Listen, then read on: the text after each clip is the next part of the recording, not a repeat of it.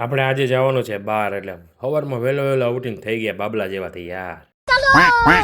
જેવું મેં પૂછપૂછ કર્યું એવો મારો ભત્રીજો વાયો આવ્યો ને મને કે કાકા મને પણ પૂછપૂછ કરી દે, એટલે પાછળ પાછળ ભાણાભાઈને પણ પૂછપૂછ કરી દીધું.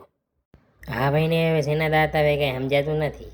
બોલો ચામુંડ માત કી જય. પછી તો આપણે લક્ઝરી ગાડી લઈને નીકળી ગયા. એક મારા ભાભીની આદત નહીં જાય, જેવો વિડીયો બનાવ્યો છે એટલે હાથ ઊંચા કરશે જ. હવે તો આપણે પહોંચી ગયા ચોટીલા. મિત્રો આ ચોટીલા ડુંગરની છઠ્ઠી પરિક્રમા છે. મિત્રો એમાં આપણે ગુજરાતી આપણે ગમે ત્યાં જાય પણ ગરબા વગર તો મજા જ ન આવે, એટલે આપણે પણ ગરબા લેવાનું ચાલુ કરી દીધું. અચ્છા મારા ભાભી આગળ બેસી ગયા.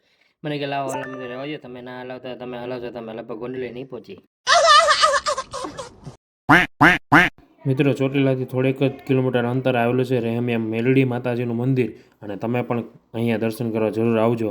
પછી આપણે રહેમિયા મેલડીમાના મંદિરે પ્રસાદ પણ લઈ લીધી. ત્યાંથી મિત્રો પછી આપણે આવી ગયા નાની મોલડી માં હિંગળાજ માના મંદિરે. ત્યાંથી મિત્રો આપણે આવી ગયા ખાટુ શ્યામ સાવરે શેઠના મંદિરે. આ મંદિર રાજકોટથી થોડાક અંતરે આવેલું છે. ત્યાંથી નીકળ્યા પછી આપણે આવી ગયા મારા મોટા બેનની ઘરે સાપર. આ છે આપણા નાના ભણુભા આયુષ, આ છે આપણો મોટો ભણો ભાણાભાઈ કરે છે લેસન. મને કે મારો વિડીયો ન ઉતારતા મામા. પછી તો મિત્રો નાસ્તો કરીને હવે આપણે આપણો એનો બ્લોગ પૂરો કરી છે. લાઈવ સબસ્ક્રાઈબ કરવાનું ભૂલતા નહીં.